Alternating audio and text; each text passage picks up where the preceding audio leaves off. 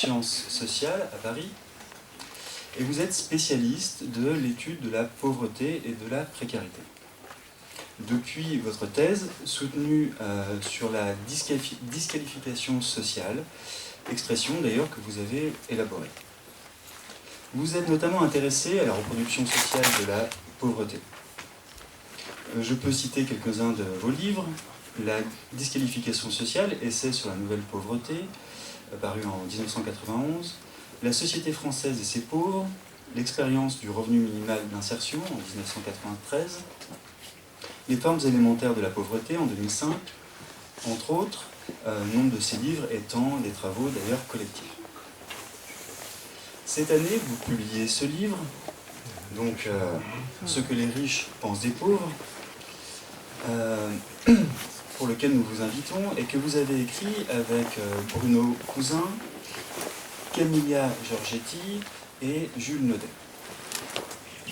Comme le titre l'indique, vous revenez sur la question centrale de vos travaux, donc la pauvreté, mais à travers un prisme particulier, ce que pensent et disent les riches sur les pauvres. Même si le titre du livre peut sembler en réalité légèrement trompeur, car votre objet d'étude est plus précis, plus particulier que l'indéfini ne le laisse croire.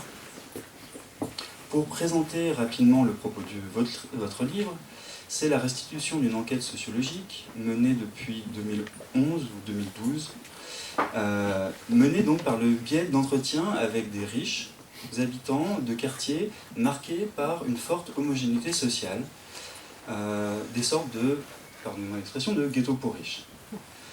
Vous avez mené ces études de façon comparative en menant des enquêtes qualitatives, donc des entretiens, avec 80 personnes par pays, puisque c'est une étude qui s'est déroulée à la fois en Inde, en France et au Brésil, et notamment l'étude de 4 quartiers dans chacun de ces pays, plutôt à New Delhi, à Sao Paulo et à Paris et dans sa région.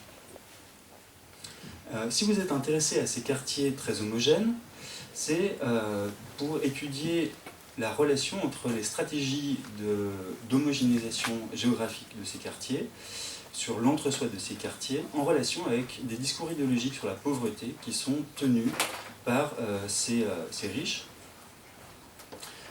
Ces discours idéologiques étant à la fois les effets de cette homogénéité et leur justification. Donc la première question que j'aimerais vous poser, elle est très simple, c'est pourquoi ce livre ? Pourquoi cette démarche comparative? Et est-ce que cette enquête a été difficile à mener? Merci à vous pour d'abord cette invitation dans le cadre de ce programme Cité Philo. Merci d'être aussi nombreux aujourd'hui pour participer à cet échange. Alors pourquoi ce livre? Alors c'est un livre qui intervient dans le cadre de mes propres recherches à la suite d'autres ouvrages que vous avez indiqués, et c'est vrai que j'avais étudié les expériences vécues des personnes en situation de pauvreté ou de précarité qui s'adressent. Tout ce qui m'intéressait, c'était d'analyser le lien qui attache les personnes en situation de difficulté à d'autres groupes et à la société tout entière à travers ce lien de dépendance que permet les services d'action sociale, donc la relation d'assistance. Et je voulais spécifier la nature de ce lien, bien le comprendre. Et donc, dans mes premiers travaux, pour analyser ce lien, j'avais fait aussi beaucoup d'entretiens approfondis, et j'avais recueilli effectivement des expériences très variées de cette relation, ce qui m'a permis de la qualifier, de l'approfondir d'un point de vue sociologique et sur ce qu'elle représente. Et par la suite, je me suis beaucoup intéressé, notamment dans les comparaisons internationales, essayer de voir si le concept de disqualification sociale que j'avais élaboré dans le cadre, c'était ma thèse de doctorat à l'École des hautes études en sciences sociales, que j'avais soutenue en 1988, donc ça fait déjà un petit moment. Par la suite, donc, j'ai travaillé sur les perceptions de la pauvreté, dans la perspective de faire des comparaisons internationales. Et donc j'avais pu remarquer qu'on pouvait repérer des explications de la pauvreté, soit par l'injustice, soit par la paresse, qui renvoient vraiment à des explications très différentes l'une de l'autre, évidemment, et qui sont très marquées idéologiquement. Et j'avais remarqué que d'un point de vue statistique, là, que ces explications pouvaient varier dans le temps, mais elles étaient aussi variables selon les pays. Donc, cette sensibilité à l'égard de la question des perceptions de la pauvreté est certainement à l'origine de ce livre. Mais pour faire ce livre, c'est aussi le produit d'une rencontre intellectuelle avec des chercheurs que vous avez cités, qui sont tous plus jeunes que moi, mais avec qui j'ai eu des relations très intéressantes d'un point de vue intellectuel, bien sûr des relations amicales. On ne fait pas un livre à 4 comme ça si on n'a pas de relations amicales. Et on a entrepris effectivement de se lancer dans cette recherche en mobilisant des ressources que nous avions.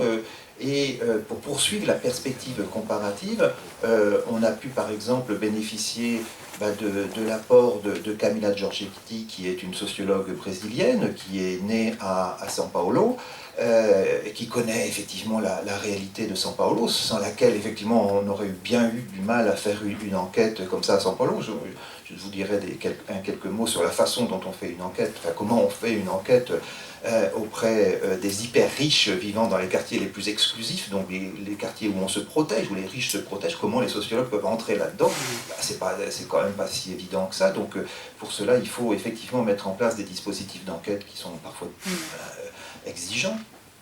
Et cette rencontre, c'était aussi avec Jules Naudet, qui avait fait une thèse sur ce qu'il appelle les carrières ascendantes, c'est fulgurante, en interrogeant notamment des personnes en Inde.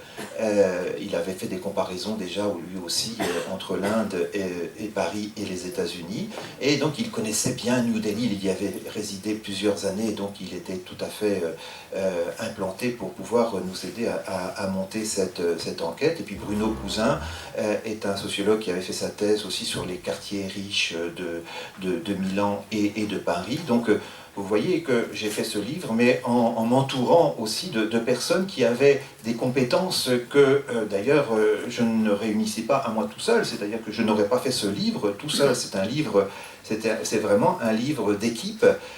Il faut bien le prendre en compte comme ça. Alors, bon, il se trouve que je fais la promotion de ce livre, mais je ne suis pas seul. Eux-mêmes, d'ailleurs, font aussi des interventions de leur côté pour parler donc de ce livre. Mais on en parle, on assume à 4 la thèse de ce livre. Donc l'idée, c'était aussi d'interroger non seulement les représentations de la pauvreté en général, mais de s'intéresser à ces représentations de la pauvreté lorsque il y a une manifestation d'inégalité très très forte. Et il se trouve que dans les grandes métropoles, ça les spécialistes de la ségrégation sociale montrent que la ségrégation spatiale s'est accrue dans la plus grande part des métropoles, et je crois, parce que je viendrai à Lille encore bientôt parler de ce livre dans le cadre de la métropole lilloise, donc parce qu'effectivement, les gens qui travaillent dans la métropole lilloise s'intéressent aussi à ces formes de ségrégation, et elles s'accélèrent, elles sont manifestes dans l'agglomération lilloise. Donc, comme dans la plupart des métropoles, et les spécialistes de la ségrégation spatiale montrent que s'il y a plus de ségrégation spatiale, c'est du fait de la richesse. C'est de la richesse qui se concentre de plus en plus dans certaines zones de ces métropoles. C'est le cas à Paris, c'est le cas à São Paulo, c'est le cas à New Delhi. Donc, il est intéressant de s'interroger justement sur ce qui peut expliquer ce besoin d'entre-soi, ce besoin de se former finalement dans le territoire une enclave dans laquelle la solidarité est de nature mécanique. Elle repose sur la similitude, comme dit la solidarité mécanique au sens de Durkheim. Elle repose vraiment sur la similitude. On pourrait prendre l'expression, finalement, c'est une expression qu'on peut utiliser au sens juridique. Au XVIIe siècle, le mot solidarité signifiait solidité. Enfin, il y avait un sens comme ça de solidité. Et donc, en fait, la solidarité, c'est ce qui va permettre de faire tenir ensemble les membres d'un groupe humain. Et donc, bien sûr, pour faire tenir ensemble les membres d'un groupe humain, il faut de la colle. Pour la solidité, la colle. Et donc, c'est cette idée-là que, finalement, la colle, elle est forte, justement, pour unir les personnes vivant dans les quartiers les plus exclusifs. Il y a de la colle, il y a de la solidité. Et, justement, qu'est-ce que signifie cette colle par rapport, finalement, à une vie dans une société démocratique où on est habitué à pouvoir circuler dans l'espace social, où il n'y a pas de barrière sociale. Alors effectivement, en prenant le cas de l'Inde, on avait en tête, évidemment, on n'a pas choisi l'Inde par hasard, même si on a aussi utilisé cette opportunité pouvoir faire l'enquête là-bas, mais bien sûr des barrières sociales plus fortes en Inde, et à San Paulo, elles existent aussi. Donc on a voulu prendre deux métropoles qui pouvaient s'écarter assez fondamentalement, historiquement aussi et socialement aussi de Paris pour faire cette comparaison. Mais l'idée était bien sûr de pouvoir essayer aussi à travers cette comparaison de faire ressortir les similitudes, les phénomènes qui sont transversaux, qu'on va retrouver aussi bien dans l'une que dans l'autre des métropoles étudiées. Je ne sais pas si j'ai répondu à toutes vos questions, mais... Absolument. La ségrégation géographique, vous en décelez trois types généraux. La première de ces barrières sociales, vous dites que c'est le maintien d'un ordre moral. Est-ce que vous pouvez revenir là-dessus ? Alors c'est vrai que dans chacune de ces métropoles, vous savez, quand on fait des comparaisons, les livres qui reposent sur des comparaisons, c'est assez mauvais quand on commence par faire un chapitre par ville ou par cas de la comparaison. Là, tous les chapitres sont des chapitres comparatifs. Donc ça, c'est déjà un point important. On pousse jusqu'au bout la comparaison. Et donc, ça relevait aussi des hypothèses que nous avions dès le départ. Hein. Donc, on a utilisé un guide d'entretien pour avoir des résultats. C'est-à-dire qu'on a posé les mêmes questions aux riches partout, avec la même grille, dans une relation compréhensive. Je n'ai pas expliqué comment on y arrive dans ces quartiers, mais il faudra pas qu'on l'oublie quand même, cette question. Mais on a essayé effectivement de mettre en évidence ce qu'on appelle le triptyque de la discrimination. Et ce triptyque de la discrimination, il se retrouve dans les trois métropoles, c'est-à-dire qu'il y a des formes fortes de discrimination qui ressortent. Et la première, effectivement, c'est l'un des chapitres. Il y a un chapitre spécifique pour chacune des formes de discrimination, et c'est la production d'une frontière morale. Un ordre moral, produire l'ordre moral, produire une frontière morale. Alors qu'est-ce que ça signifie ? Alors dans chacune des métropoles, quand on discute avec les personnes que l'on a rencontrées, qui nous ont d'ailleurs dans certains cas accueillis chaleureusement, hein, et pour qu'il puisse y avoir dialogue, échange, il faut que la relation soit une relation de confiance. Hein. D'ailleurs, si on n'aurait pas fait ces entretiens, si on n'était pas dans une relation de confiance, il faut que la personne qui nous accueille ait tout à fait le sentiment d'être en sécurité, d'être en relation cordiale pour pouvoir répondre à des questions. Et donc les questions portaient sur leur environnement, sur ce qui se passait dans leur quartier. Et donc on commençait l'entretien généralement par ça, c'est-à-dire les raisons pour lesquelles ces personnes ont choisi leur quartier, comment ils vivent, qu'est-ce qu'ils aiment bien dans leur quartier. Alors quand ils commencent à en parler, finalement, ils arrivent très rapidement à se positionner par rapport aux autres groupes sociaux, parce qu'ils se rendent compte qu'ils vivent entre eux. Et ils vivent dans des quartiers très exclusifs, les plus exclusifs de ces métropoles. Donc ils en ont bien conscience. Ils ont bien conscience aussi de faire partie de l'élite, et s'ils ont choisi ces quartiers, ils savent très bien que ce sont les quartiers où le prix de l'immobilier est le plus élevé. Ils se distinguent souvent, bien sûr, des autres quartiers en estimant qu'ils sont bien sûr supérieurs aux autres quartiers. Ils appartiennent aux quartiers les plus recherchés en termes de valeur de l'immobilier. Donc ils ont une conscience forte de leur valeur. Et quand on discute avec eux, on s'aperçoit que cette conscience forte de leur valeur, c'est pas simplement de leur valeur au sens économique du terme, mais c'est aussi une valeur morale. C'est-à-dire, se dégage de ces entretiens l'idée d'une supériorité morale. Qu'est-ce que ça veut dire une supériorité morale? C'est-à-dire une supériorité qui se traduit par le fait qu'ils sont supérieurs en termes de capacité d'éducation par rapport aux autres groupes sociaux, en capacité de pouvoir défendre finalement des valeurs qu'ils estiment des valeurs importantes en termes de façon de se comporter. C'est pas simplement vis-à-vis de la culture. Hein. Bourdieu avait beaucoup étudié ces formes de distinction sociale qui passent par la connaissance, par les goûts culturels. Là, il s'agit plus que ça. Ça fait partie, bien sûr, les goûts culturels en font partie, mais ce n'est pas le tout. Il y a aussi, bien sûr, le sentiment de donner à ses enfants une éducation supérieure, une éducation morale supérieure, et très vite apparaît dans ce sentiment de donner une éducation supérieure l'idée qu'il faut, pour pouvoir la donner dans de bonnes conditions, s'affranchir de la présence des autres catégories. C'est-à-dire qu'il faut absolument repousser les autres catégories qui pourraient perturber la transmission de cette éducation morale supérieure. C'est-à-dire que les catégories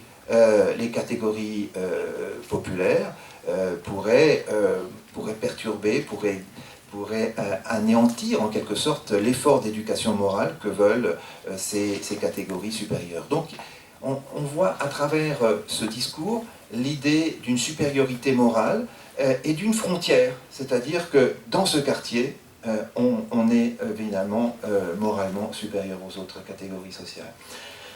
Alors, je vais vous donner un exemple qui renvoie d'ailleurs un petit peu au deuxième triptyque de la discrimination, mais qui va vous montrer à quel point cette idée de supériorité morale se traduit. À São Paulo, il y a un quartier, parmi les 4 que nous avons choisis, vous avez compris qu'on avait choisi 4 quartiers dans chacune des métropoles. Je dis au passage pour que ceux qui connaissent Paris vous ayez une idée. Donc à Paris, c'est le 5e arrondissement, le 16e arrondissement, et dans l'agglomération ouest de Paris, la ville d'Avray et le Vésinet. Donc ça vous donne une idée un petit peu de ces endroits. À São Paulo, il y a un quartier qui s'appelle justement Higienópolis. Et qui est un quartier qui autrefois abritait la bourgeoisie du café, et aujourd'hui encore est un quartier... quand on a construit Higienópolis, c'était pour garantir à la population des normes d'hygiène qui n'étaient pas présentes dans les autres quartiers de la ville, d'où cette expression de Higienópolis. Et il y avait un projet là récemment, dans les dernières années, de création d'une ligne de métro. São Paulo, pour se développer, a besoin de lignes de métro. Il n'y en a que 4 sur São Paulo. C'est évidemment pour une métropole comme São Paulo, c'est indispensable. Il faut des lignes de métro. Et donc, dans le développement de la métropole, il y avait cette idée de créer une station de métro qui allait s'ouvrir au plein cœur de Higienópolis. Généralement, à Paris, quand c'est le cas, ou quand ça a été le cas, les gens se disent le prix de l'immobilier va augmenter, évidemment, puisque c'est desservi. Là, les riches se sont réunis et ont fait blocage pour interdire la création de cette ligne de métro et de cette station. Pourquoi ? Parce que dans leur esprit, il allait y avoir des personnes de milieu populaire qui allaient pouvoir venir très rapidement dans leur quartier et donc perturber, apporter des nuisances à ce quartier. Voilà, donc cette idée de frontière morale, comment elle peut se définir. Et alors sur cette frontière morale, vous pouvez expliquer cette euphémisation de l'ordre moral? On peut peut-être y revenir, parce que je pense que c'est pas vis-à-vis de l'ordre moral, parce que justement, ça me permet de compléter, s'il y a vraiment quelque chose qui est parfaitement équivalent, c'est justement cette frontière morale. Ça, c'est quelque chose qu'on va avoir dans chacune des métropoles. Vraiment, c'est ce sentiment qui ressort d'une supériorité et du besoin de rendre compte de cette supériorité, de vivre en fonction de cette idée que l'on est supérieur aux autres humains. Et vous expliquez aussi que cette supériorité, Oui, alors, dans les quartiers que nous avons étudiés, il y a effectivement des personnes, il y a bien sûr beaucoup de personnel domestique, mais en nombre très différent d'une métropole à l'autre. Les quartiers les plus exclusifs, dans les quartiers les plus exclusifs de Paris que je vous ai cités, il n'y a pas autant de domestiques que, bien sûr, à São Paulo ou à New Delhi. À New Delhi, dans certains quartiers de New Delhi, ce sont des grandes propriétés. Il n'est pas rare d'avoir 20 à 30 personnes qui travaillent au quotidien pour entretenir la maison et les espaces. Donc on est vraiment dans des schémas qu'on ne retrouve pas, y compris dans la très haute bourgeoisie en France. Et donc, on voit effectivement, c'est un sujet intéressant, le rapport à la domesticité, parce que si vous prenez des quartiers, les quartiers dans lesquels on a fait l'enquête à São Paulo, même dans les immeubles, nouveaux, j'ai regardé les plans architecturaux, on a toujours l'espace réservé à l'employé domestique. Il y a toujours une chambre toute petite à côté de la buanderie qui est toujours prévue pour l'employé domestique avec des toilettes séparées, la douche et les toilettes séparées. Aujourd'hui encore, donc il y a un escalier spécial et un ascenseur spécial pour les employés domestiques qui n'ont absolument pas le droit d'emprunter l'escalier et l'ascenseur pour les habitants de l'immeuble. Donc il y a une séparation là qui est très forte et qui surprend un petit peu effectivement les Français quand on va dans ces pays, et en particulier à São Paulo, à New Delhi, c'est la même chose. Et donc il y a une stricte séparation entre l'univers de l'employé ou des employés domestiques et les personnes vivant dans la famille. Mais il va falloir justement intégrer cette question, parce que les employés domestiques sont pour ces personnes vivant dans l'élite nécessaires à leur confort au quotidien, pour faire toutes les tâches que ces personnes ne veulent pas faire elles-mêmes ou qu'elles n'ont pas le temps de faire elles-mêmes. Mais bien entendu, ces personnes habitent souvent dans les quartiers les plus pauvres. Et à São Paulo, par exemple, il n'est pas rare de voir des immeubles extrêmement protégés, très abritant donc l'élite la plus riche de São Paulo, et d'avoir à proximité une favela. Et donc il y a là une proximité spatiale des pauvres qui est beaucoup plus forte à São Paulo et à New Delhi qu'à Paris. Ce qui explique aussi parfois le rapport différent des riches aux pauvres. La proximité, elle est beaucoup plus grande. On voit la pauvreté beaucoup plus à São Paulo et à New Delhi. Si vous vivez dans les quartiers riches de Paris, vous verrez que les quartiers riches d'un point de vue spatial sont souvent entourés de quartiers qui sont également riches, peut-être un peu moins, mais que finalement les riches sont assez éloignés de la pauvreté spatialement. On peut très bien vivre à Paris dans des quartiers riches sans voir véritablement la pauvreté. À la ville d'Avray, par exemple, vous avez c'est une ville bourgeoise traditionnelle, vous avez de très belles villas, et à proximité d'un endroit d'ailleurs très agréable à vivre, hein, pratiquement une ville construite en lisière de forêt. Donc, et vous avez beaucoup de cadres qui y habitent, qui ont l'autoroute quasiment à proximité pour aller directement à la Défense. Et donc vous avez des cadres qui sortent de la ville d'Avray, qui prennent leur voiture, qui arrivent dans l'immeuble dans lequel ils travaillent, ils mettent leur voiture dans le sous-sol, ils montent dans l'ascenseur, ils ne voient jamais de pauvres. Ces personnes ne voient jamais de pauvres. Donc, mais ils vont avoir quand même, on y reviendra, un discours sur la pauvreté. Alors que à São Paulo ou à Delhi, vous prenez votre voiture, vous avez le paysage de la pauvreté. Vous avez des personnes qui vont mendier dans la rue, vous allez voir des sans-abri qui vont vivre sous les ponts. Vous allez avoir des favelas qui ne sont pas très loin de votre domicile. Donc où vous avez cette imprégnation de la question sociale qui est sous vos yeux. Et donc, c'est la raison pour laquelle, dans le triptyque de la discrimination, il y a bien sûr la question de la neutralisation de la compassion. À un moment donné, quand on vit en présence de pauvres et de très pauvres, et alors que l'on est très riche, il faut bien que l'on explique les inégalités, qu'on justifie le fait qu'on puisse avoir autant de privilèges alors qu'il y a autant de personnes qui vivent dans la détresse absolue à proximité. Donc ça oblige à un discours. Mais ce discours-là, les riches qui ne voient beaucoup moins les pauvres dans les quartiers parisiens, néanmoins tiennent aussi un discours pour justifier leurs privilèges. On y reviendra.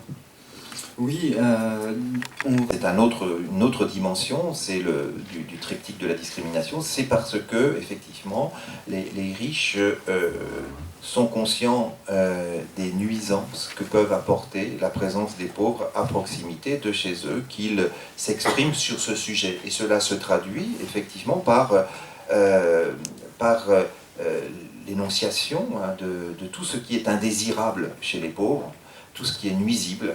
Et à travers les entretiens que l'on recueille, on voit très bien que, pas simplement à New Delhi et à São Paulo, mais aussi à Paris, il y a le besoin de se protéger des pauvres, parce que les pauvres suscitent une sorte de répulsion physique.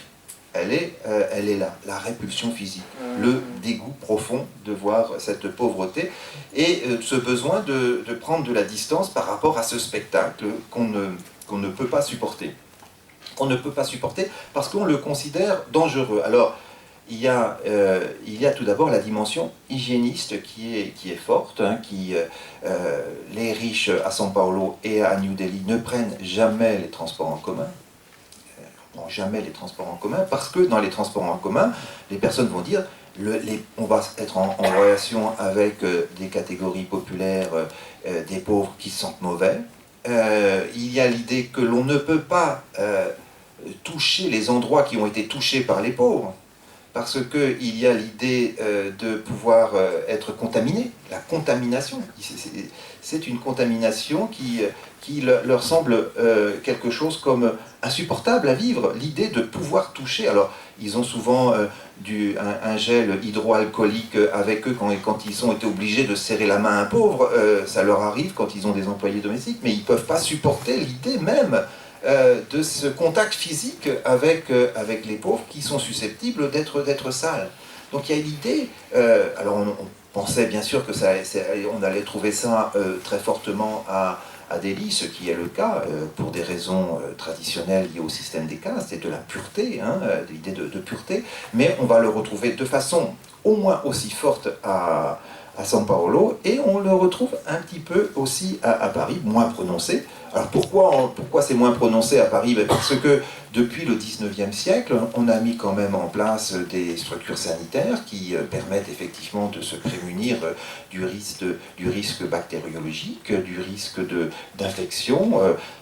Quand vous allez en Inde, les touristes qui vont en Inde savent qu'il faut se protéger quand même, parce qu'on n'est pas protégé face, comme le sont certains Indiens, par rapport effectivement à tous ces risques sanitaires.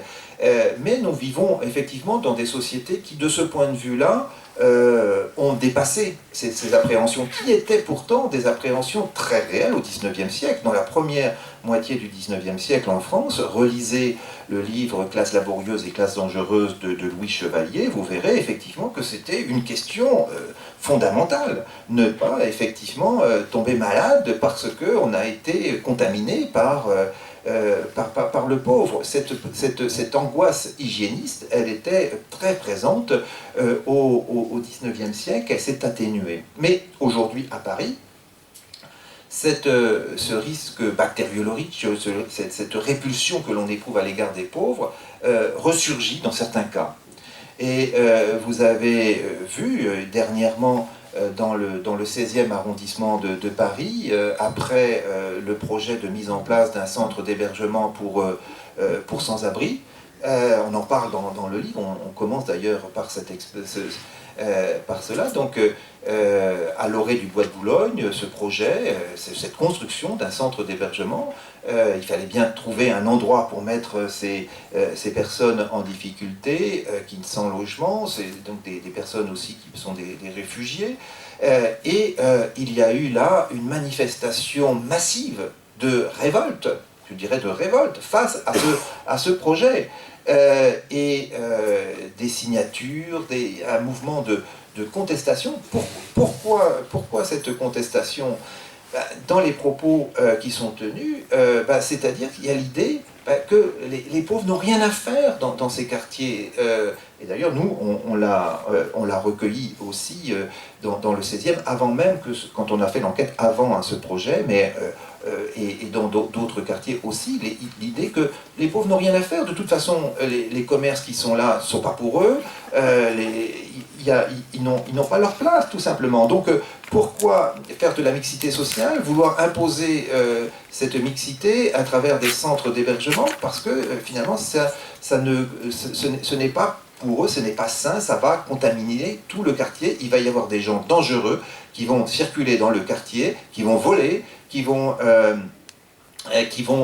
aussi avoir des habitudes de laisser leurs détritus un peu partout, donc ça va salir le quartier, etc. Donc il y a l'angoisse hygiéniste qui ressort, cette appréhension du risque d'être envahi, de ne plus pouvoir être pleinement entre soi. Donc, au quartier un peu plus pauvre, il y a eu des protestations, il y a eu des militants quand même qui se sont manifestés, puis qui ont imposé ce qu'ils appellent un churrasco. Ils sont arrivés à faire un churrasco dans la Hygiénopolis pour dire que finalement on va quand même, y venir. Donc bon, churrasco c'est un barbecue aussi. Et donc ils ont manifesté de cette façon, mais en tout cas les riches ont réussi à interdire cette invasion. Deuxième dimension de la répulsion physique, c'est l'idée que les pauvres sont dangereux. Les pauvres, il faut s'en protéger au quotidien. En Inde, les riches disent d'ailleurs, on circule d'île en île.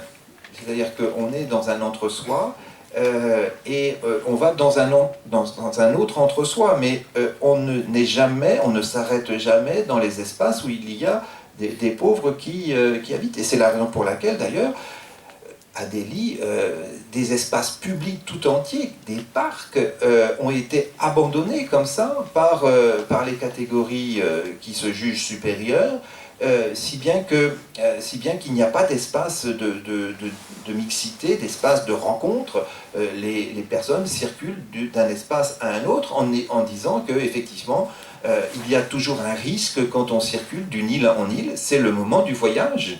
Et c'est là qu'on va rencontrer les pauvres, et là c'est le moment dangereux. À São Paulo, il y a des sociétés spéciales pour blinder les voitures. Donc pour se passer d'un endroit à l'autre, on va utiliser une voiture blindée.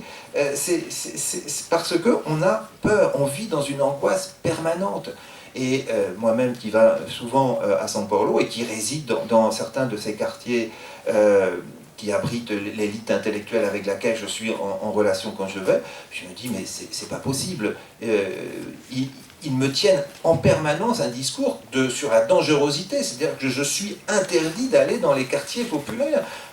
Et je vois quand je circule dans l'espace de São Paulo, ils me disent surtout remonte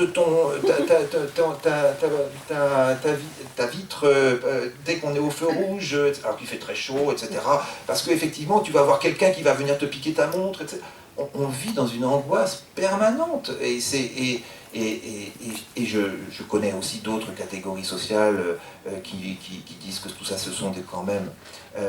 c'est amplifié, c'est une insécurité qui est presque un peu maladive. C'est-à-dire qu'en gros, on se protège finalement tellement qu'on finit par être obsédé. Il y a une obsession de la sécurité. Et si vous voyez les immeubles de São Paulo, il y a une hyper-sécurisation, il y a des grilles, parfois des doubles grilles, des gardiens qui vont contrôler toutes les entrées. quand vous vous faites livrer un plat chaud, une pizza un soir, le livreur de pizza n'entre pas dans la propriété, mais il y a une petite trappe dans la grille, on ouvre la grille, une petite trappe pour faire passer la pizza, etc., pour ne pas être en contact avec la personne qui livre la pizza. Donc c'est insupportable, je porte un jugement de valeur, mais c'est insupportable de vivre de cette façon-là. Moralement, moi ça me choque, évidemment beaucoup, je porte un jugement de valeur, j'essaye pourtant de...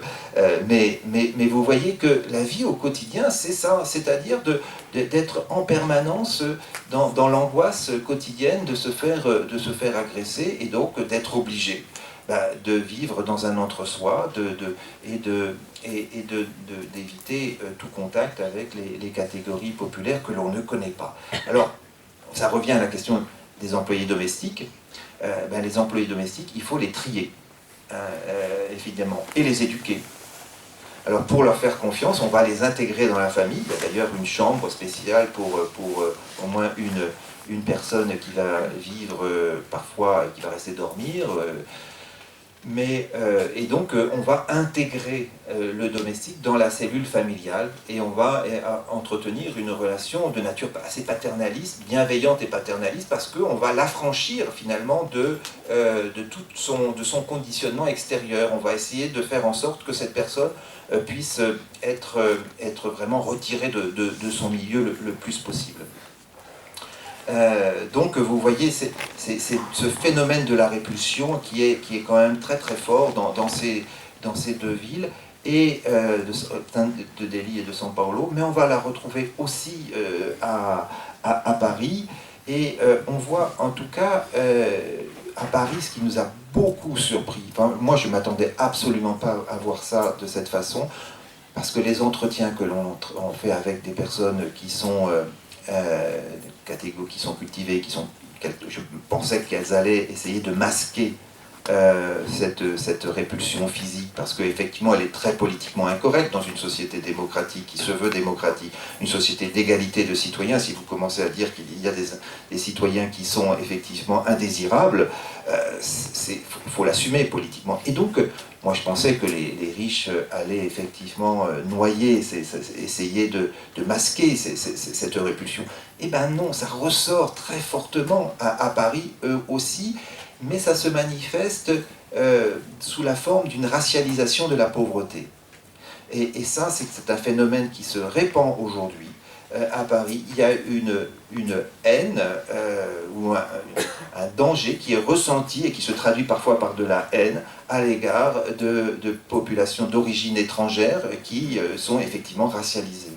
Et au moment où on faisait notre enquête, c'était sur le terrain, on était après les déclarations qui se tenaient sur les Roms. Alors les Roms, effectivement, ça c'est revenu après de façon récurrente, parce que d'ailleurs dans même le Premier ministre de l'époque s'était prononcé publiquement sur la vocation des Roms à rentrer chez eux, et donc à ne pas rester là. Et finalement, c'est comme si la parole s'était libérée, comme ce racisme ordinaire était devenu tout à fait acceptable. Et on l'a vu effectivement très, très couramment. Et des personnes aussi vont se dire,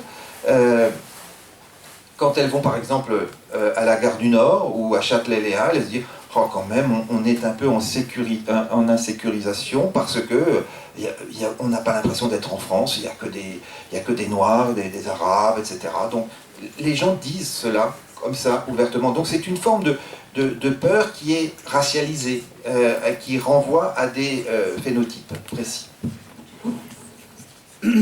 Mais qui sont habitués un peu à masquer par leur habitus spécifique à être plus politiquement correct. Si les riches se lâchent à ce point, ça veut dire que dans la société tout entière, ça va être quelque chose de très, très répandu aussi. Mais quand même, la spécificité de cette enquête, même si on voit qu'elle porte sur des processus qui ne concernent pas que les riches, qui peuvent renvoyer à d'autres catégories sociales, quand même, la spécificité des riches qui vivent dans des quartiers d'entre-soi, c'est que le besoin, et là on va y arriver, c'est le besoin de justifier ses privilèges. Là, quand on appartient aux classes moyennes, on peut être raciste, considérer que les pauvres, il faut aussi s'en distinguer socialement, mais le besoin de justifier ses privilèges est moindre, évidemment. Les riches ont besoin en permanence de justifier les inégalités. Et donc, c'est intéressant, là aussi, dans la comparaison, de voir comment on justifie les inégalités. Écoutez, la transition est parfaite. Oui, tout à fait. Alors, le besoin des riches de se justifier, on n'a pas besoin de les pousser dans l'entretien pour aborder ces questions-là, parce que le besoin de se justifier, quand on vit dans cette opulence, dans ces quartiers qui sont si riches, et bien effectivement, et qu'on aborde la question des autres catégories populaires, le besoin finalement vient tout seul, c'est-à-dire qu'on recueille très très vite du discours sur ce besoin de justifier la pauvreté et les inégalités. Et donc c'est intéressant parce que là on voit comment on décrit, comment on a cette représentation, pas simplement de la richesse et de la pauvreté, mais de l'ensemble du corps social. Et donc c'est tout à fait intéressant de le prendre en compte de cette façon. Alors, comment on s'y prend là, il y a un critère très important, c'est quand même la proximité de la pauvreté. Dans les quartiers les plus riches de São Paulo et de Delhi, la proximité des pauvres est quand même plus manifeste, beaucoup plus visible. Et donc il y a une sorte d'accoutumance de voir au quotidien, de voir au quotidien la pauvreté. Et quand vous vivez dans ces pays très pauvres, vous passez sans arrêt devant des personnes qui vont mendier, des personnes qui vivent parfois dans des conditions extrêmement pauvres, qui sont parfois sur le point sont très malades ou vont peut-être même mourir, et finalement vous passez à côté. Vous passez au côté. Moi j'ai eu cette expérience-là à São Paulo, une des premières fois que je me circulais dans les rues et je voyais, notamment dans le centre de São Paulo, qui est un centre très très appauvri, que les riches ont habité il y a très longtemps et qui est aujourd'hui totalement abandonné, où on voit beaucoup de squatteurs, beaucoup de gens qui consomment du crack, effectivement, je voyais ces gens allongés, parfois même des enfants. Je me dis, c'est pas possible. On ne peut pas laisser des enfants comme ça allongés au milieu de la rue et les gens passent à côté sans les regarder. Et donc je me disais, donc il faut appeler, en France on appelle le SAMU, on appelle tout de suite, on ne peut pas laisser les gens comme ça. Mais on m'a dit, mais calme-toi, tu vas pas pouvoir ici, donc ça se fait pas, donc il faut que... Et donc, alors c'est une épreuve, je vous assure, c'est une épreuve quand on vit ça. Et donc, il y a donc des mécanismes de ce que j'appelle de neutralisation de la compassion. C'est-à-dire que vous êtes obligé de contenir cette compassion, c'est-à-dire le spectacle de la pauvreté vous afflige et vous révolte d'une certaine manière. Et vous, en France, c'est presque c'est considéré comme non-assistance à personne en danger. Et quand vous voyez des pauvres partout, vous ne pouvez pas apporter de la sécurité à tout le monde. Donc, vous vivez avec ça et vous vous habituez à cela. Et c'est ça le drame, c'est-à-dire vous vous habituez à ce spectacle de la pauvreté. Et donc, les riches à São Paulo et à New Delhi ont un discours justement très organisé pour dire que tout ça, c'est normal, que c'est naturel, que ça fait partie de la réalité de l'ordre social, qu'on n'y peut rien. Et donc, on sort cette idée-là, qui de façon, alors elle ressort vraiment beaucoup moins nettement, bien sûr, à Paris qu'à São Paulo et à Delhi, mais dans ces deux villes, on a vraiment cette idée que, de toute façon, il n'y a rien à faire, que les inégalités relèvent de la nature, elles sont ce qu'elles sont, parce que l'ordre social est ainsi fait qu'on ne pourra rien y faire. Et cela se traduit d'ailleurs par le sentiment qu'il est inutile de mettre en place une quelconque politique sociale. Donc à São Paulo, il y a un refus des riches à l'égard de tout le programme de bourse famille qu'avait mis en place le gouvernement de Lula, que Lula avait mis en place et que Dilma Rousseff ensuite a prolongé. Il y a un rejet systématique de tous ces programmes parce qu'on considère que ces programmes entretiennent en quelque sorte la pauvreté. Le discours sur la paresse est aussi très naturalisant d'une certaine manière. Il renvoie un peu au mérite, mais aussi à la naturalisation, parce qu'on va considérer que les gens du Nord-Est, par exemple, sont indolents, ils sont paresseux, c'est dans leur gène, ils sont comme ça, les gens du Nord-Est, ils travaillent moins, etc., ils sont paresseux. Donc, il y a cette idée qu'il n'y a rien à y faire, de toute façon, ils seront toujours comme ça. Donc c'est une façon de considérer là aussi la supériorité morale. Ça renvoie aussi à c'est pour ça que les dimensions du triptyque se résonnent, hein. Ça renvoie à la supériorité morale. Ça veut dire que, effectivement, c'est normal de vivre de façon protégée et dans son propre quartier parce qu'on ne partage pas la même humanité. On ne fait pas partie de la même race, d'une certaine manière. On n'est pas dans la même humanité. Il y a des humains inférieurs, et ils le sont inférieurs. Ils sont considérés comme inférieurs. Donc, ça remet bien sûr en question tout le socle des idées républicaines, de l'égalité citoyenne, que l'on va retrouver bien sûr à Paris. Il y a très peu de riches interviewés à Paris qui vont soutenir l'idée que les inégalités sont naturelles. Non, quand même, on vit dans un pays où le principe solidariste s'est construit dans l'histoire. La doctrine du solidarisme dont on parle dans ce livre, elle s'est développée à partir de la fin du XIXe siècle, comme vous le savez. Elle a contribué à nourrir l'état social que nous avons, cette société salariale qui s'est constituée tout au long du XXe siècle et qui a protégé toutes les catégories sociales. Et donc, il est difficile de dire que tout ça, ça sert à rien. Bien entendu, les riches savent que ces politiques sociales ont apporté également. Donc, elles vont trouver autre chose que la naturalisation de la pauvreté pour justifier leurs privilèges. Alors, justement, quels sont les arguments ? Si on n'a pas la naturalisation, eh ben on a le mérite. Et donc le mérite, c'est ce qui va permettre effectivement de considérer que s'ils ont ces richesses, c'est parce que ces personnes se disent avoir été plus méritantes que les autres. Alors, dans le discours sur le mérite, il ne s'agit pas de dire que le mérite n'a aucune importance, hein.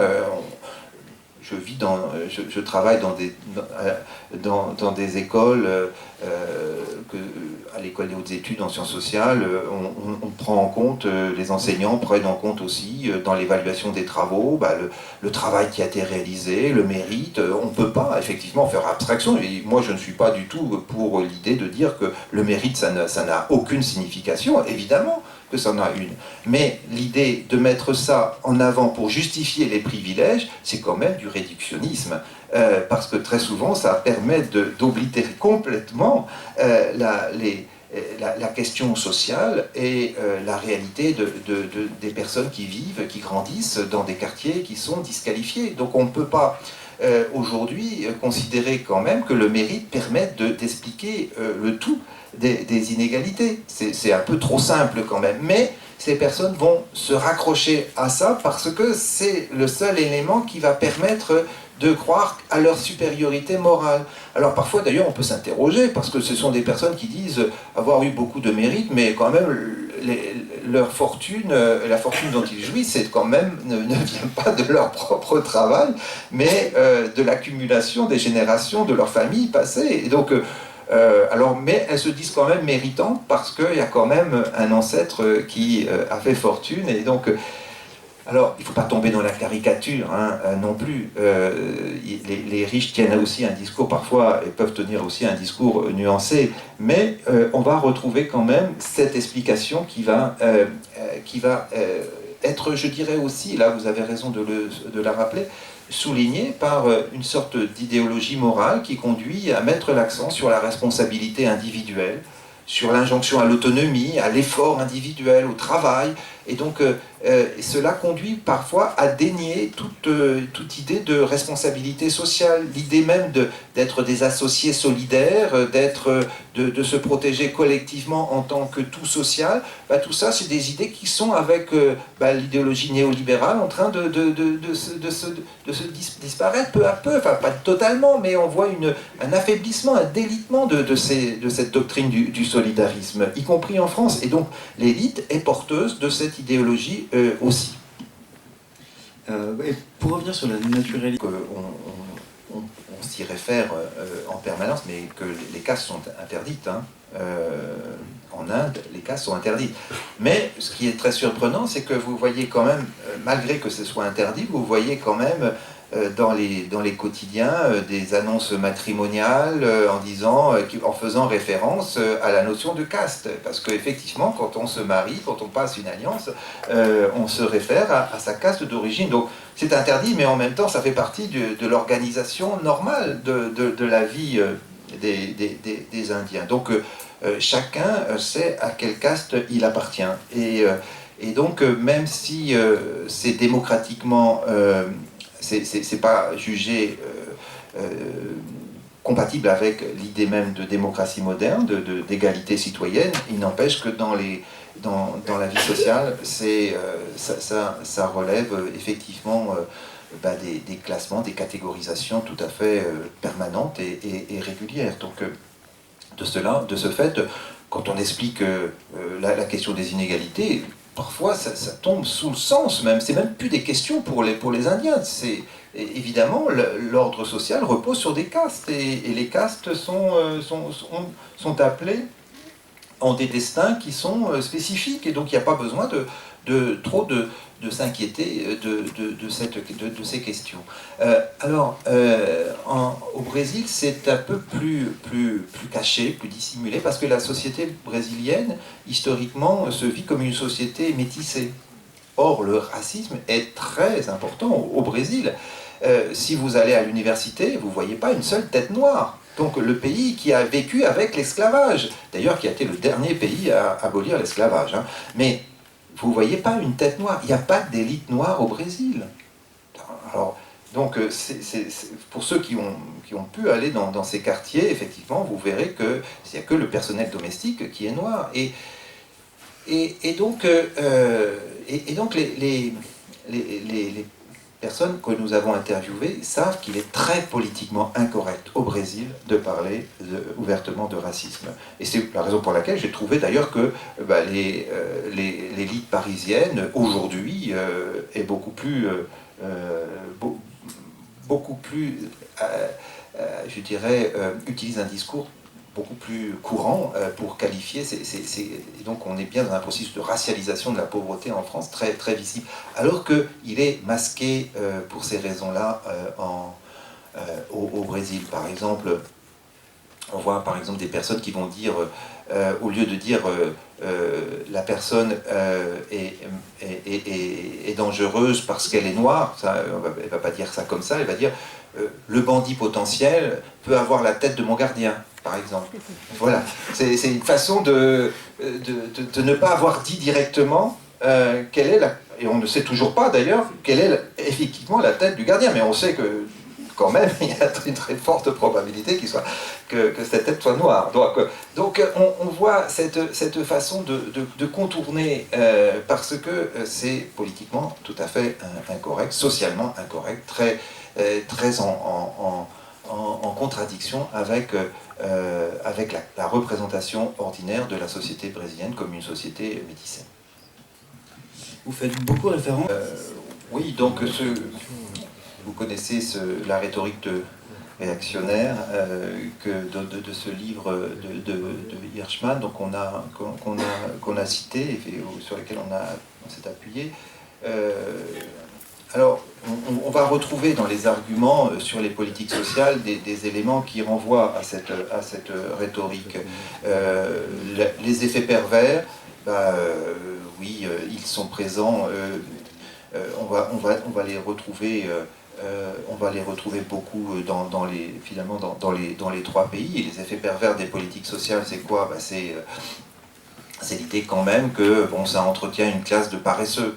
Alors vous voyez qu'en France, d'ailleurs, le discours sur la paresse quand même revient très fréquemment. Vous avez entendu notre président utiliser même une expression qui a un peu choqué, qui a même beaucoup choqué, sur les feignants. Alors c'était pas adressé aux pauvres directement, mais quand même le fait de l'utiliser au moment où on défilait contre la loi travail, c'était un peu suspect quand même. Et donc, mais cela renvoie finalement à quelque chose de très courant, et dans l'idéologie néolibérale, bah, cette expression trouve tout à fait sa place aussi. C'est-à-dire que chacun est confronté à ses propres responsabilités. Donc le social les politiques sociales, les politiques de revenu minimum peuvent aboutir justement à cette idée que les personnes vont en profiter, elles sont enclins à la paresse, il ne faut pas d'efforts pour retrouver du travail, etc. Et qu'il faut corriger tout cela. Ce qui est évidemment qui renvoie, c'est très facile de démonter le préjugé, je ne vais pas m'employer à démontrer le préjugé, mais vous voyez que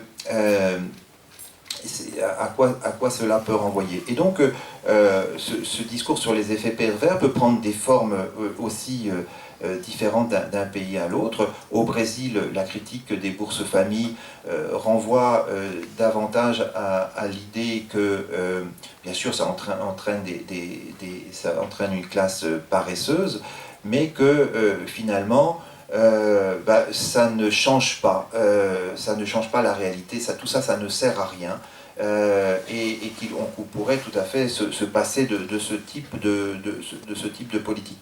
Alors au Brésil, il y a une critique qui est la critique du clientélisme, qui est propre au système brésilien. L'État brésilien est très corrompu, vous le savez. Il y a beaucoup de corruption aussi à Delhi. Il y en a un peu en France aussi, mais peut-être quand même en proportion un peu moins. Mais donc l'État est tellement corrompu qu'il n'est pas rare de penser qu'on achète des voix avec des allocations. On fait croire que ces droits finalement sont des actions de bienfaisance de la part de l'élu qui va profiter effectivement de ces allocations bourse famille pour dire, ben, vous voyez pour qui il faut voter maintenant. Enfin bon, donc il y a du clientélisme évident, et les riches sont vraiment omnibulés par ça, parce que on voit bien qu'il y a beaucoup de bourses famille dans le Nord-Est, que c'est le réservoir de voix du Parti des travailleurs, et donc effectivement il y a la critique du clientélisme qui est sous-jacente. Et d'ailleurs, si Dilma Rousseff a été victime en quelque sorte d'un impeachment, puisqu'elle a été, on parle beaucoup de coup d'État, en fait qui était un coup parlementaire, hein. Il y a bien cette idée qu'il fallait casser le processus qui conduisait finalement à faire que le Parti des travailleurs crée finalement ses propres clientèles dans tout le pays et permet effectivement de rester au pouvoir par ce clientélisme. Donc il y avait chez les Brésiliens, l'élite brésilienne, un peu cette critique aussi des politiques sociales. Donc elle prend des formes différentes d'un pays à l'autre. En France, quand même, il n'y a pas de remise en question des principes des revenus minimums, mais avec une critique quand même qui renvoie à celle de la conception d'Hirschman. Et est-ce que c'est une mesure des inégalités qui est unanimement, certes, un peu critiquée, mais quand même qui sert de référence. On voit que le coefficient de Gini a diminué pendant ces années-là. Il y a eu aussi une augmentation quand même des lois sociales. Il y a eu aussi pendant cette période du droit social, du droit du travail. Et il y a eu aussi pendant cette période de plus en plus de personnes qui sont entrées dans le secteur formel de l'économie, donc des salariés enregistrés, comme ils appellent, parce qu'effectivement, au Brésil, comme dans beaucoup de pays latino-américains, la proportion de personnes travaillant dans l'économie informelle et donc qui sont privées de droits est considérable. Et bon, pendant cette période, l'économie informelle a reculé un peu. Donc oui, il y a des bénéfices, des aspects bénéfiques incontestables pendant cette période. Alors, les critiques pourront dire, ceux qui pensent que quand même on aurait pu aller plus loin. C'est vrai que pendant cette période, le système éducatif a très peu changé, malgré tout, alors que l'on peut dire qu'effectivement une politique sociale s'appuie aussi sur une transformation de l'école. Là, on a un dualisme scolaire affligeant, c'est-à-dire que l'élite ne mettra jamais ses enfants, et dans tous les pays latino-américains, c'est comme ça, la scolarisation des enfants se fait dans le privé, par définition, et donc on abandonne le public aux pauvres. Donc ça, c'est clair. Et le système de santé aussi est tout à fait est très inégal. Le public, c'est pour les pauvres qui ne peuvent pas effectivement aller se soigner dans les cliniques privées. Est-ce que vous pouvez revenir On la doit, vous le savez, à Léon Bourgeois, qui a été président du Conseil et qui a écrit en 1896 un beau livre qui s'appelle Solidarité, et qui a donné naissance à ce qu'on appelle une doctrine du solidarisme qui a été importante, qui repose sur l'idée que les risques auxquels on est confronté dans une société doivent être mutualisés. C'est-à-dire qu'en fait, cela a conduit à l'idée que nous devons devenir des associés solidaires face à tous les aléas de la vie. Donc ça entre dans le cadre des assurances sociales. Ça a permis le développement des assurances sociales, cette doctrine. Et je dirais que dans la société française, cette conception du solidarisme a été associée à la thèse aussi d'Émile Durkheim sur la solidarité organique, qui renvoie à l'idée d'interdépendance dans le monde du travail. Donc cette interdépendance et ce besoin que l'on a dans la division du travail d'être rattaché à des groupements professionnels, ce que Durkheim voulait introduire comme réforme fondamentale, associé à la doctrine du solidarisme, ça donne une société salariale où on voit que le lien prééminent pour être intégré repose sur la dimension professionnelle, c'est-à-dire à travers ce lien organique, ce lien de participation organique, on est à la fois intégré dans un groupe professionnel et dans la société salariale, et en même temps on accède aux assurances sociales. Et donc l'État social, tel qu'il s'est constitué en France, repose sur ces deux piliers, solidarité organique, solidarisme, le monde du travail, le droit du travail, l'organisation professionnelle, les conventions collectives, et en même temps, à côté, le socle de la protection sociale qui relève de la doctrine du solidarisme. Ces deux-là ont été articulés à travers le système de sécurité sociale que nous avons constitué à la Libération. Et donc, cette doctrine du solidarisme et cette conception que nous avons en France de la solidarité, qui relève d'une morale professionnelle, elle est très fortement implantée, et elle constitue le socle de nos représentations. Je dirais, nous, pas simplement des riches, c'est-à-dire de tout le monde. C'est-à-dire que nous avons l'habitude de concevoir en France que notre intégration sociale, elle passe par l'accès à un emploi stable, parce que l'emploi stable, c'est l'entrée dans une société salariale dans laquelle on peut se défendre, et à partir de laquelle on est intégré au tout social. Et donc c'est l'importance de ce socle aujourd'hui des droits qui commande effectivement toute notre conception de la hiérarchie sociale. C'est pour ça que le contrat à durée indéterminée reste une référence très très forte dans l'insertion professionnelle. Les jeunes, effectivement, sont assez attachés à l'idée d'obtenir assez rapidement un contrat à durée indéterminée, parce que c'est la marque statutaire de leur intégration à la société salariale. Donc, nous vivons dans des sociétés qui sont très fortement traversées par cette logique. Regardez les conventions collectives, tous les emplois en France, à 98% sont protégés par des conventions collectives. Vous allez dans des pays comme l'Inde et le Brésil, vous n'avez pas cette protection-là. Donc nous sommes protégés par un État social qui a reposé sur le socle des groupements professionnels et cette organisation de la protection sociale. Donc, ça marque effectivement notre rapport aux pauvres, notre histoire. On sait que la pauvreté a reculé grâce à cette société salariale. Et les riches voient effectivement très bien ce que ce socle de la protection sociale a pu apporter comme bénéfice à la société française. Cela dit, ce socle, vous le voyez, est quand même redoutablement attaqué aujourd'hui. La politique néolibérale conduit à défaire petit à petit ce qu'on a mis un siècle à construire. Alors, ça se fait pas tout de suite radicalement comme ça, on ne passe pas d'une société organisée autour de la société salariale à une société extrêmement néolibérale avec plus rien. Mais quand même, ça se détricote petit à petit par couches successives. Et donc, cette logique néolibérale, on va la retrouver quand même présente dans le discours des riches.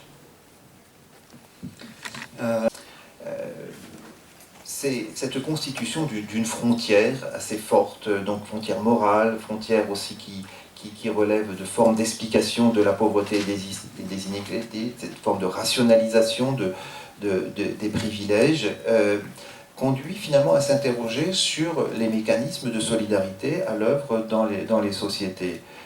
Et donc, moi, à titre personnel, ça n'engage que moi, même si mes collègues m'ont accompagné dans cette réflexion, je travaille en relation avec, aujourd'hui, ce que j'appelle la théorie sociale de l'attachement. Donc je travaille, c'est dans le cadre de mon séminaire à l'École des hautes études en sciences sociales, on travaille sur les mécanismes de l'attachement, sur l'économie morale des liens sociaux, et sur les formes qui encastrent le marché dans des économies morales qui sont variables d'un pays à l'autre.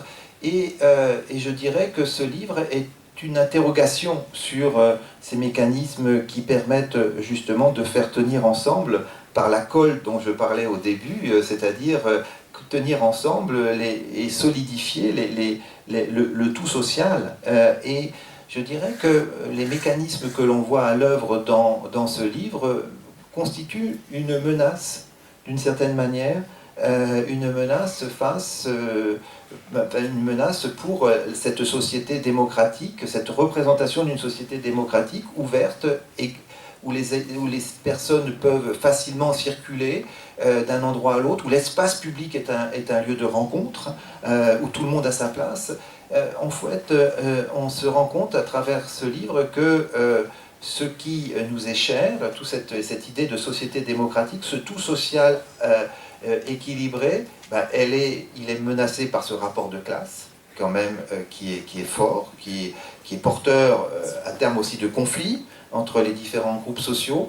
Et donc, il y a là un risque de menace pour le système de solidarité, d'une certaine manière, à l'échelon de la société tout entière. Introduire aussi la dimension religieuse, effectivement, dans la comparaison, elle est importante. Mais le Brésil, c'est un pays qui ne peut pas être complètement assimilé à un pays totalement catholique. Parce que, d'abord, il y a eu avec l'esclavage, il y a eu l'introduction d'une culture religieuse afro qui se manifeste encore dans les quartiers populaires. Et aujourd'hui, le Brésil et l'Amérique du Sud est sous l'influence des évangélistes qui pénètrent aujourd'hui de façon massive dans les quartiers populaires et qui introduisent finalement non pas l'idée de la compassion à l'égard des pauvres, mais au contraire l'idéalisation de l'enrichissement. Donc les évangélistes travaillent beaucoup sur l'idée qu'il faut se revoir un petit peu son intégrité personnelle, avoir une discipline interne pour pouvoir réussir à s'enrichir et à s'élever dans la hiérarchie sociale. Et donc ça, c'est très présent. Et puis au Brésil, en tout cas dans l'élite, il y a une allergie profonde à ce qu'a été la théologie de la libération, qui a été un facteur de tension sociale au Brésil, porté par les mouvements d'émancipation, les mouvements, même le Parti des travailleurs s'est référé au moins un peu à cette théologie de la libération qui est très présente. Donc aujourd'hui, l'élite des quartiers les plus riches de São Paulo n'est pas très assidue, par exemple, à la messe dominicale. Je suis allé voir dans les églises de ces beaux quartiers, et c'est pas la foule le dimanche matin. Donc il n'y a pas cette emprise religieuse très forte comme on va le voir dans certains quartiers parisiens où vous allez à l'église le dimanche et vous verrez effectivement qu'il y a beaucoup de fidèles. Mais ce n'est pas effectivement le cas dans des pays comme le Brésil. Alors ça peut changer, parce que si vous allez en Argentine ou au Chili, c'est un peu différent, c'est plus homogène, c'est plus catholique, il y a plus de pratiques religieuses encore. Et puis ce qui me frappe beaucoup quand je vais en Argentine, c'est que il y a un culte de la Vierge qu'on voit partout. Et vous allez au ministère du Travail, où vous avez la statue de la Vierge. C'est un peu curieux, ça vous surprend quand même un petit peu, parce que vous n'avez pas l'habitude de voir la statue de la Vierge quand vous allez au ministère du Travail en France. Sur la méthode que nous avons adoptée. On n'a pas essayé d'identifier les riches par une tranche de revenus, parce que ça aurait été un peu compliqué de le faire, parce qu'on n'a pas accès à la connaissance très fine. D'ailleurs, il y a quand même beaucoup de riches qui masquent leurs revenus. Hein. J'avais vu par exemple un petit passage, une carte à São Paulo, la proportion des personnes qui ont des comptes offshore. Et donc je voyais que dans les quartiers que l'on avait étudiés à São Paulo, c'était les zones les plus concentrées de comptes à l'étranger, etc.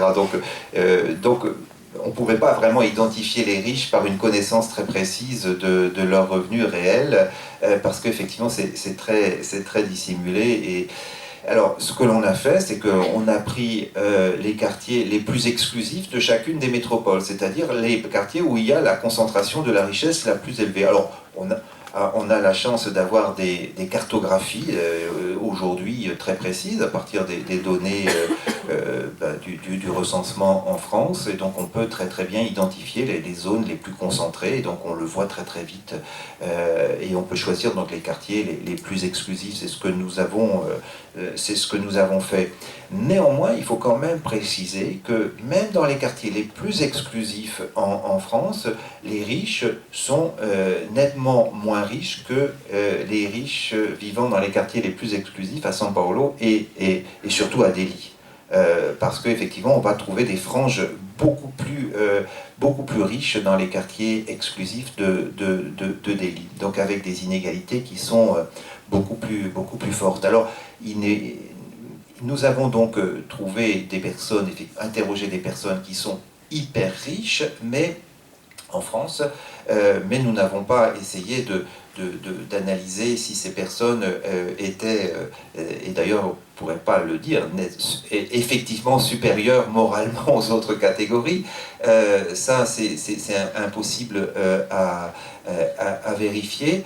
Mais en tout cas, on peut vérifier que ces personnes, ça c'est le croit.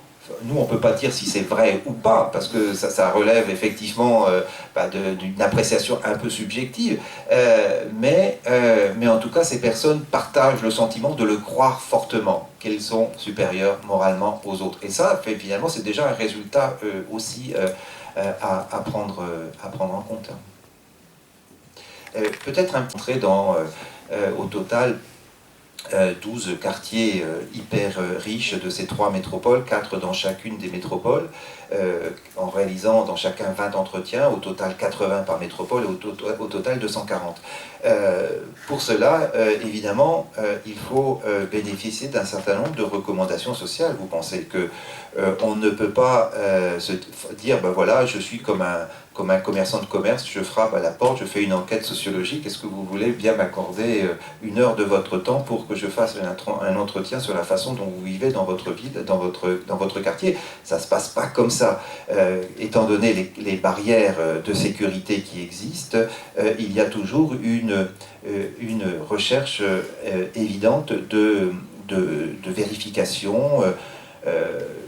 Les personnes à qui on s'est adressé ont pratiquement toujours essayé de googliser avant pour savoir qui on était, évidemment. On met un nom, on met un centre, on fait une enquête au titre on a été financé par l'Agence nationale de la recherche, et donc on a utilisé en France beaucoup le logo de l'école normale supérieure, de l'école des hautes études en sciences sociales, pour montrer qu'effectivement c'était sérieux, qu'on était relevé d'institutions qui peuvent être considérées comme des institutions respectables. Donc on a joué à fond parce qu'on sait que c'est aussi des éléments qui permettent d'avoir de la valeur auprès de l'élite et parce que l'élite essaye aussi de faire que leurs enfants entrent dans les grandes écoles, et donc l'école normale supérieure, par exemple, ça fait partie des critères qui sont jugés d'excellence, et donc ça permet effectivement d'être un petit peu plus rassuré.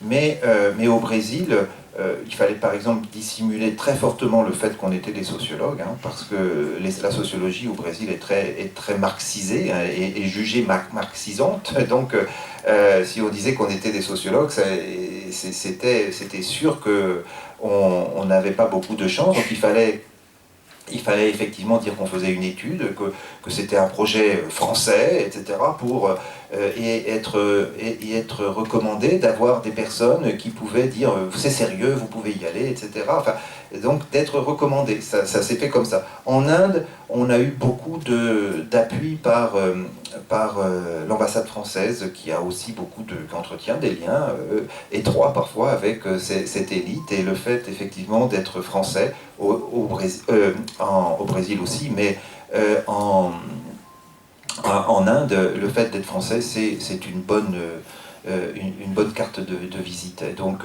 on l'a utilisé aussi à fond. C'est assez frappant de voir à quel point les nouveaux riches sont souvent dévalorisés par les anciens riches. Donc on voit ça, je dirais, dans tous les quartiers que nous avons où nous avons fait l'enquête. Dans le 16e, on déteste les nouveaux riches, évidemment, parce qu'on se réfère en permanence à la supériorité morale, c'est effectivement d'être ancien dans la catégorie. Les nouveaux riches, on va considérer qu'ils sont un peu bling-bling parfois, qu'ils veulent trop se montrer, qu'ils veulent montrer leur richesse, être beaucoup plus ostentatoire. Et donc ça, on va considérer que c'est vulgaire. Donc on va aussi considérer qu'ils n'ont pas le capital culturel qu'ont les personnes beaucoup plus anciennement riches. Donc ils vont rouler en grosse voiture, parce qu'effectivement, ils ont parfois plus d'argent que les anciens riches. Et donc les anciens riches essayent effectivement de préserver leurs avantages, leur avance sur les nouveaux riches. Alors, dans certains quartiers, comme un des quartiers à São Paulo, où il y a des villas splendides, enfin impressionnantes, qui sont dans des condominiums, les nouveaux riches, on les suspecte d'avoir acquis leur richesse illégalement, et notamment par le trafic de drogue. Donc il y a ça aussi dans la richesse, hein. C'est bien perturber le caractère de moralité supérieure des riches, l'idée qu'il y a quand même des riches qui acquièrent leur richesse de façon pas tout à fait nette. Et donc il faut effectivement aussi créer ces clivages au sein de l'élite. Alors, je me rappelle, j'ai fait une présentation comme aujourd'hui, il y a quelque temps à Bordeaux, et puis il y avait un ancien magistrat qui parlait de cette frontière morale entre... Je parlais de cette frontière morale, lui, il a eu une réponse tout à fait intéressante. Pourquoi vous parlez de frontière morale? C'est une frontière immorale, voyons. Et je crois qu'il avait quand même pas totalement tort, ce monsieur ancien magistrat, cette frontière immorale. L'usage d'Internet, il est frappant, parce qu'effectivement, aujourd'hui, s'il y a bien quelque chose qui s'est diffusé dans toute la société, c'est cet usage. Aujourd'hui, les smartphones, ils circulent dans les quartiers populaires aussi. Les employés domestiques viennent avec leur smartphone. Donc ça aussi, c'est un phénomène tout à fait... Et donc, alors, on n'a pas étudié ça directement dans notre ouvrage, mais ça serait un sujet vraiment intéressant. Parce qu'on parle de révolution, hein. On parle aujourd'hui de révolution des pauvres. De l'explication de la pauvreté par la paresse, ça suit des cycles. Il y a des moments dans l'histoire où l'explication de la paresse augmente. Et nous sommes actuellement dans une phase où ça augmente.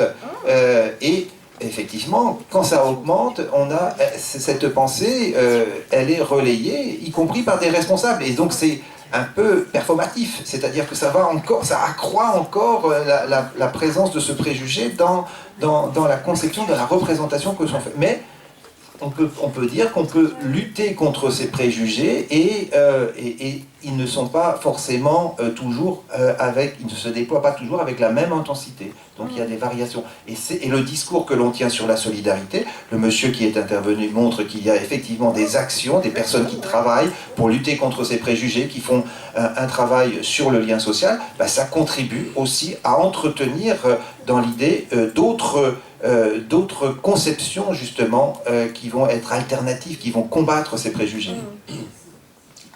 Oui. En fait, ce qui me paraît assez net dans la période dans laquelle on vit, c'est qu'il y a de plus en plus un discours très répandu de valorisation de la richesse.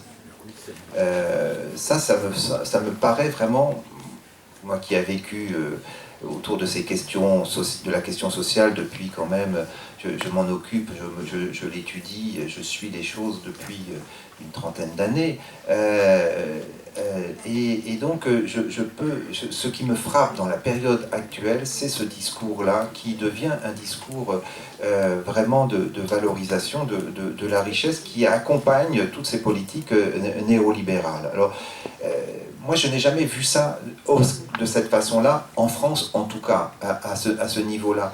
À tel point d'ailleurs que même certains journalistes qui m'interrogent ou qui interrogent des personnes qui ont cette sensibilité sociale et qui mettent en avant les inégalités vont pouvoir avoir tendance à défendre une posture qui est, après tout, les riches, ils ont travaillé, c'est normal, etc. Donc, en fait, on voit que le discours que tiennent les personnes dans les personnes qu'on a interviewées, ce discours-là qu'on recueille, ben, il pénètre dans différentes sphères, il devient un discours légitime et d'une certaine manière, il contribue aussi dans les hautes sphères de l'État à consolider un certain type de politique. Et je pense que les politiques actuelles qui sont menées par notre gouvernement s'appuient sur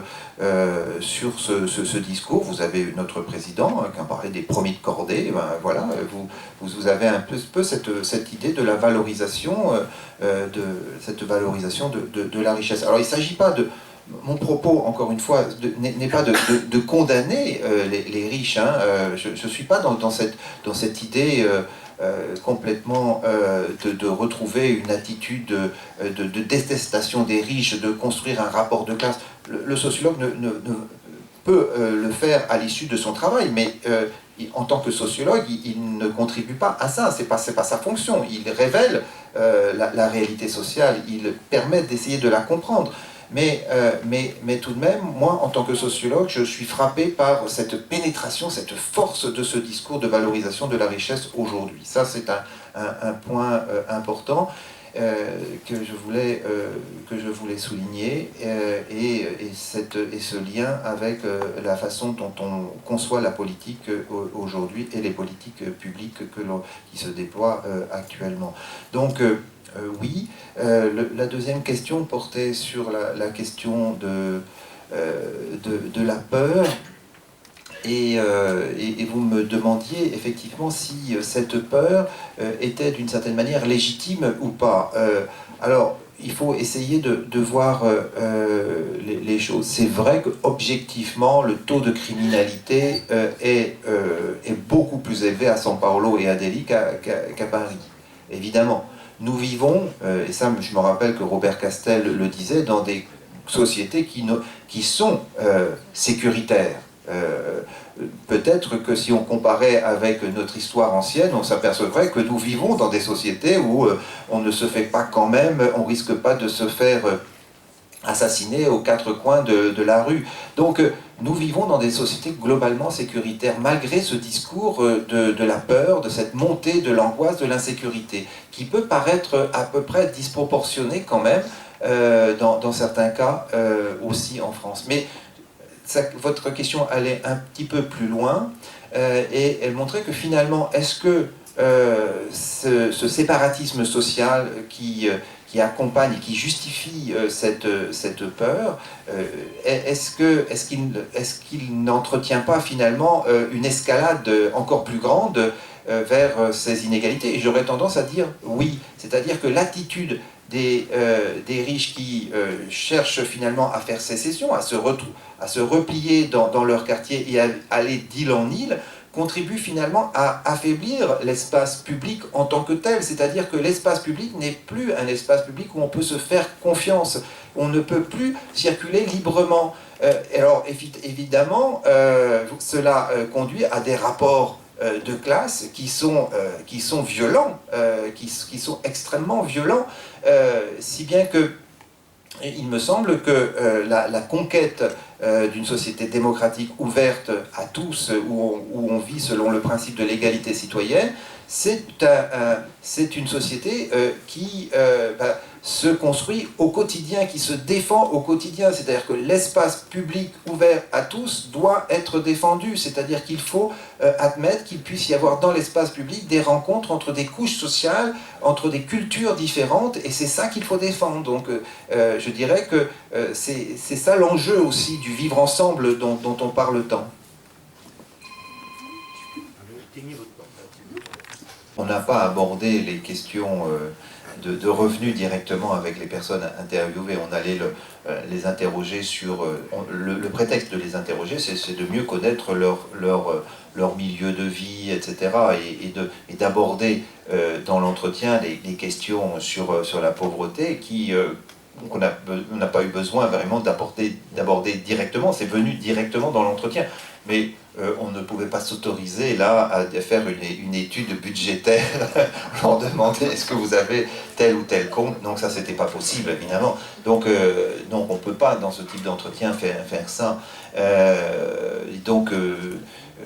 Et en même temps, je crois que c'est impossible d'enquêter sur ces sujets. C'est tout simplement impossible. Il y a tellement de dissimulation qu'il faut faire une enquête journalistique sur les comptes, etc. Ça, de la pauvreté. Et donc, vous avez raison de souligner que on a parfois tendance à considérer comme pauvre un quartier tout entier qui est socialement disqualifiés, que l'on considère comme quartier prioritaire, mais les personnes peuvent avoir effectivement au sein de ces quartiers, et les jeunes en particulier, le sentiment de ne pas être pauvres. Moi je me souviens quand même qu'en revanche, et ça c'était le résultat d'une enquête, d'une consultation nationale de l'UNICEF à laquelle je participe régulièrement en tant que sociologue pour interpréter les résultats de ces consultations nationales. Et dernièrement, dans la dernière consultation, dans les quartiers populaires, il y avait beaucoup de jeunes dont on voyait dans le quartier prioritaire de la ville qui disaient quand même souffrir de discrimination. Et ça m'a beaucoup frappé. Et pas la pauvreté, mais la discrimination. Je suis traité de façon différente parce que j'habite ici. Donc ça oui, c'est très très présent. Et donc il y a une sorte de remise en question de la conception citoyenne. C'est-à-dire si je fais l'objet de tant de discrimination, c'est qu'on ne me considère pas vraiment à égalité avec les autres. Et ça, ce sentiment-là, c'est pas le sentiment de pauvreté, mais c'est un sentiment encore plus profond peut-être, et qui interroge encore plus sur la question du lien social. Il ne s'agissait pas, vous avez bien vu, donc dans ce type d'entretien, d'identifier à l'avance une quelconque catégorie. D'ailleurs, si on a pu aborder la question de la pauvreté, c'est venu directement. Et donc notre objectif n'est pas d'identifier formellement des catégories qui sont désignées comme telles, mais d'analyser les représentations d'un phénomène. Et alors ce que je peux dire, c'est que dans toutes les sociétés, que ce soit en Inde, en France ou au Brésil, et dans toutes les autres sociétés du monde, on a des façons spécifiques de catégoriser la pauvreté. Mais ce qui me frappe beaucoup, c'est qu'on catégorise la pauvreté partout. C'est-à-dire qu'on a besoin d'une certaine manière de cette catégorie cette catégorie sociale, de cette définition de la pauvreté pour se représenter l'ordre social.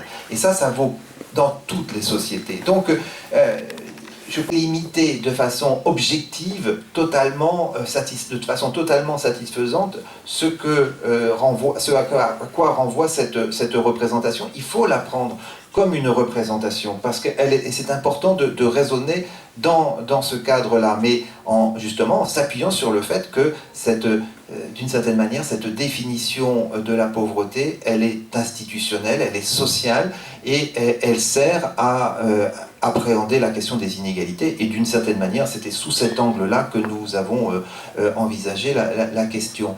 Alors après, l'approche multidimensionnelle, l'approche pluridisciplinaire, par exemple, transdisciplinaire, moi j'y suis tout à fait favorable. Je travaille dans une école où les sciences sociales sont de mise, et où le sociologue travaille en permanence avec les historiens, les anthropologues, les politistes et même les économistes. Et donc, comment ? Et les philosophes. Il y en a effectivement. D'ailleurs, mon collègue Bruno Carsanti, je crois, est venu dernièrement ici, et donc c'est quelqu'un avec qui je travaille régulièrement aussi. Philo, forcément. Comment ? La cité philo, forcément, il y a des philosophes, mais dans la réalité de vos instituts, vous travaillez avec des philosophes ? Oui, bien sûr, bien sûr. Il y a des collègues avec lesquels je travaille. Parmi mes collègues, il y a aussi quelqu'un qui est venu ici, avec qui j'entretiens des relations à la fois intellectuelles et amicales, c'est Frédéric Worms, qui est venu ici. Je discute, il y a eu une émission d'ailleurs qui a été faite sur France Culture, dans son émission où il m'a invité sur ce livre-là, et je vous encourage à regarder, parce que là, effectivement, il m'a posé des questions philosophique sur ce livre, et j'ai tenté d'y répondre, parce que nous entretenons effectivement une relation profonde, intellectuelle, qui nous relie, et la question sur laquelle je travaille, la question de l'attachement, la théorie sociale de l'attachement, est quelque chose qui l'intéresse aussi, puisque lui-même a envisagé cette approche dans ses publications antérieures. Donc, moi, je ne suis pas là en tant que défenseur d'une approche sociologique repliée sur elle-même. Non, au contraire, je suis pour le dialogue, la confrontation, et je suis heureux à ce titre d'être invité dans le cadre de Cité Philo. Moi, je ne le situe pas, en tout cas, je le situe vraiment dans la sociologie critique. On est bien d'accord, c'est de la sociologie critique au sens d'une sociologie engagée, au sens de dévoiler la réalité, de donner à voir la réalité sociale en passant par les coulisses, d'essayer de voir comment les mécanismes sociaux se construisent. Et donc, ce dévoilement, c'est une partie intégrante de la sociologie. Les sociologues seront, de mon point de vue, toujours critiques, parce qu'ils vont révéler le fonctionnement de la société qui n'apparaît pas comme ça, de façon spontanée, tant nous sommes sous le poids des normes sociales, tant nous sommes souvent pris par condamnés finalement parfois à suivre la vie générale, l'opinion publique, etc. Donc le sociologue contribue à défaire la réalité d'une certaine manière en la dévoilant. Et ça je pense que ça c'est vraiment... et à défaire l'ordre social tel qu'il apparaît comme ça spontanément dans les échanges. Donc j'assume une part de sociologie critique, c'est clair de ce point de vue-là. Et du point de vue du métier de sociologue, j'assume aussi cet engagement au service du dévoilement, et donc j'assume cette sociologie critique. Maintenant, je tiens quand même là à préciser que je distingue vraiment le travail d'objectivation du travail militant. C'est pas la même chose. Le travail d'objectivation demande un travail réflexif, un travail sur soi, profond. Moi qui ai beaucoup travaillé sur la question de la pauvreté, bien sûr que si j'ai étudié la pauvreté, c'est qu'au fond du moi, je ressentais une fibre sociale. Pourquoi j'étudie la pauvreté ? Parce que, effectivement, je trouve qu'il y a beaucoup d'inégalités. Je ne suis pas neutre quand j'étudie la pauvreté, mais je vais essayer, et c'est ça le travail sociologique, de maintenir une certaine distance par rapport à cet objet. Je vais objectiver, je vais pas tomber dans le discours misérabiliste ou dans le discours qui pourrait être vraiment spontané. Mon travail, et j'aurais jamais écrit la disqualification sociale comme je l'ai écrite, si j'étais vraiment du côté d'une institution qui a pignon sur rue et qui défend les pauvres. parce qu'effectivement j'ai besoin de ce travail de distanciation et d'objectivation, ça fait partie de mon travail analytique. Je ne peux pas me dire que je fais de la sociologie militante au sens de l'engagement politique, c'est pas ça. Et aujourd'hui je ne tiens pas le même discours que les sociologues comme Monique Pinson-Charlot par exemple, quand elle prend position, aujourd'hui elle est à la retraite, elle ne fait plus beaucoup de sociologie, mais elle condamne par exemple les riches, elle prend des positions vraiment très très militantes, très politisées. Moi je ne tiens pas ce discours-là, je réserve ces analyses-là pour mon analyse personnelle en tant que citoyen. J'ai besoin, effectivement, je fais des choix politiques, mais je n'ai pas besoin de faire croire, je ne veux pas faire croire à l'ensemble que de cette recherche relève finalement un positionnement politique précis. Je tiens à mon objectivation, c'est ce qui fait justement la force de la sociologie. Et de ce point de vue-là, je considère effectivement que notre collègue Bronner, qui a publié ce livre, va un peu trop loin, parce qu'il considère que la sociologie ne doit pas être critique, alors que moi je ne vois pas comment elle pourrait ne pas l'être, c'est-à-dire la sociologie est fondamentalement critique. Durkheim faisait de la sociologie critique, c'est évident, mais ça ne veut pas dire que l'on doit faire, bien sûr, de la sociologie politisée, et ça ne veut pas dire pour autant que l'on doit effectivement se priver, au contraire, de l'analyse et de l'objectivation qui est le principe même. Ce qui fait la sociologie une science, c'est ce cadre analytique, cette objectivation. Sans ça, il n'y a pas de sociologie, évidemment. Donc par rapport à ce livre, j'ai un positionnement critique, et en même temps je vois effectivement le danger de certains types de sociologie qui se pratiquent aussi et qui nuisent à justement la perception du travail sociologique lui-même. Voilà. Bon, merci, je suis désolé, il n'y aura plus de questions, merci à chacun.